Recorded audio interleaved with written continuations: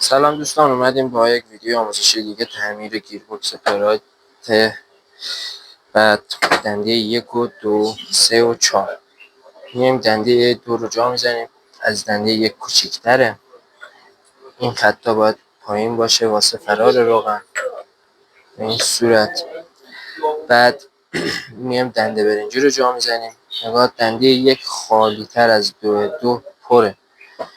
جابجا هم گذاشتین ایرادی نداره، ولی خب درست بذارین خیلی بهتره. اینو به این صورت جا میزنیم. بعد میایم کشوی دنده 1 و 2 رو جا میزنیم. این هم نگاه خط داره، اینا به صورت پایین. این صورت خیلی راحت جا میزنیم. تمام. خب دنده برنجی 1 رو میذاریم. اینم نگاه اینجا که خالیه باید بیفته رو خارموشکی به این صورت. یک دنده میزنیم ببینیم به چه وضعه. خیلی قشنگ. خب دنده رو میچرخونیم ببینیم قفله آیا دنده برنجی عمل کرده که بله درسته. خب از دنده درش میاریم، میریم سراغ خارش. خارش رو بر میداریم جا میزنیم اینجوری به این صورت.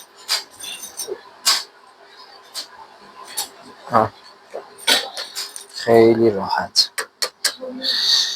خب حالا چیکار میکنیم؟ میایم دنده 1 رو جا میزنیم. اینم نگاه خالی داره. اینم به این صورت میاد پایین، میچرخونیم که بره دنده برنجی بره داخلش.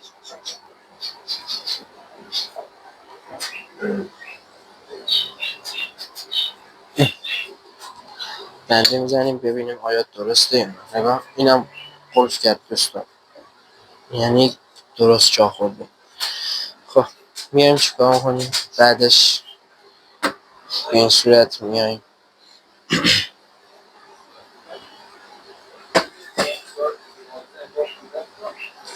اینم نگاه این جایی که خالیه میفته پایین.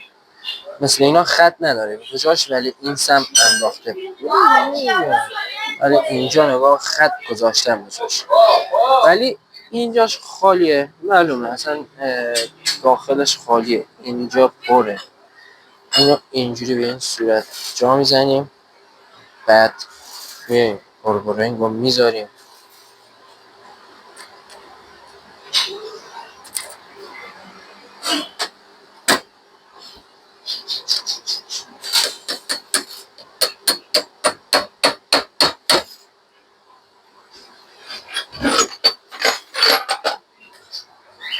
یک بوکس بنداریم ضربه بزنیم بره پایین.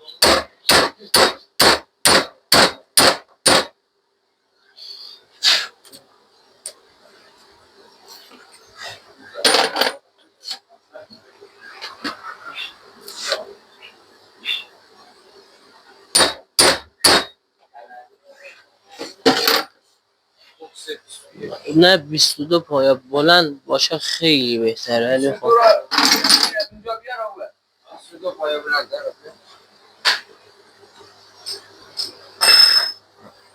یک بوکس 22 برمی داریم میزنیم روش فیت خودش 22 میزنیم بره پایین بشیم. رفت پایین. حالا چی خارش رو میایم جا میزنیم. یه خار داره که خارش هم دیدیم بیا اینجوری.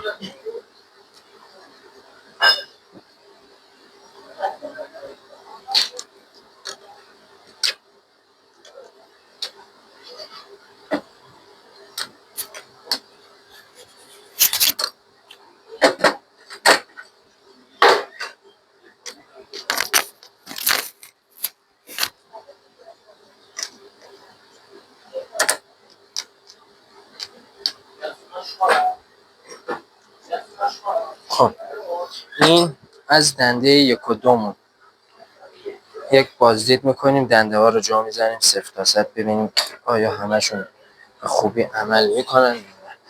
بذارین از گیره بازش کنم واسه تون. قشنگتر ببینیم. خب این دنده 2 میزنیم دنده 1.